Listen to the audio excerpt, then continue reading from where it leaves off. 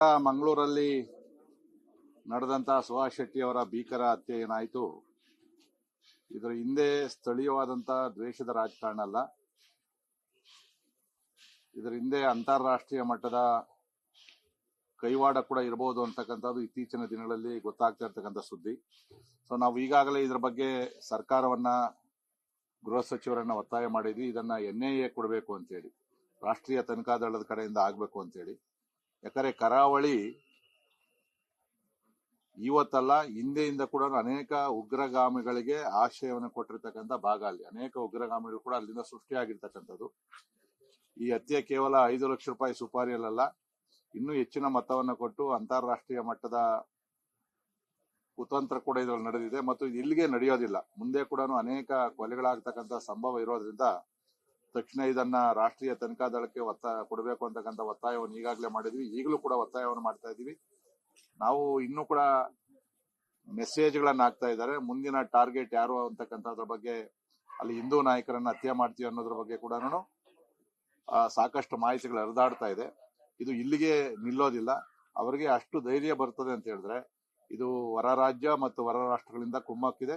ಇದು ಸೀರಿಯಸ್ ಆಗಿ ತಗೊಳ್ಬೇಕು. ಗೃಹ ಇಲಾಖೆ ಇದರನ್ನ ಇಷ್ಟಕ್ಕೆ ಕೈ ಬಿಡಬಾರ್ದು. ಈಗ ಏನೋ ಅರೆಸ್ಟ್ ಮಾಡಿದ್ದಾರೆ, ಅದನ್ನ ಸಂಪೂರ್ಣವಾದ ತನಿಖೆಯನ್ನು ಮಾಡಿ ಅಲ್ಲಿ ಇನ್ನು ಮುಂದೆ ಈ ತರದ ಘಟನೆಗಳಾಗದ ರೀತಿಯಲ್ಲಿ ಕ್ರಮ ತಗೊಳ್ಬೇಕು ಅಂತಕ್ಕಂಥ ಒತ್ತಾಯವನ್ನ ನಾನು ಸರ್ಕಾರವನ್ನ ಮಾಡ್ತಾ ಇದ್ದೀನಿ. ಮಂಗಳೂರಲ್ಲಿ ನಡೆದಂತಹ ಸುಹಾಸ್ ಶೆಟ್ಟಿ ಅವರ ಭೀಕರ ಹತ್ಯೆ ಏನಾಯಿತು, ಇದರ ಹಿಂದೆ ಸ್ಥಳೀಯವಾದಂತಹ ದ್ವೇಷದ ರಾಜಕಾರಣ ಅಲ್ಲ. ಇದರ ಹಿಂದೆ ಅಂತಾರಾಷ್ಟ್ರೀಯ ಮಟ್ಟದ ಕೈವಾಡ ಕೂಡ ಇರಬಹುದು ಅಂತಕ್ಕಂಥದ್ದು ಇತ್ತೀಚಿನ ದಿನಗಳಲ್ಲಿ ಗೊತ್ತಾಗ್ತಾ ಇರ್ತಕ್ಕಂಥ ಸುದ್ದಿ. ಸೊ ನಾವು ಈಗಾಗಲೇ ಇದರ ಬಗ್ಗೆ ಸರ್ಕಾರವನ್ನ, ಗೃಹ ಸಚಿವರನ್ನ ಒತ್ತಾಯ ಮಾಡಿದ್ವಿ. ಇದನ್ನ NIA ಕೊಡಬೇಕು ಅಂತೇಳಿ, ರಾಷ್ಟ್ರೀಯ ತನಿಖಾ ದಳದ ಕಡೆಯಿಂದ ಆಗ್ಬೇಕು ಅಂತೇಳಿ. ಯಾಕಂದ್ರೆ ಕರಾವಳಿ ಇವತ್ತಲ್ಲ, ಹಿಂದೆಯಿಂದ ಕೂಡ ಅನೇಕ ಉಗ್ರಗಾಮಿಗಳಿಗೆ ಆಶ್ರಯವನ್ನು ಕೊಟ್ಟಿರ್ತಕ್ಕಂಥ ಭಾಗ. ಅಲ್ಲಿ ಅನೇಕ ಉಗ್ರಗಾಮಿಗಳು ಕೂಡ ಅಲ್ಲಿಂದ ಸೃಷ್ಟಿಯಾಗಿರ್ತಕ್ಕಂಥದ್ದು.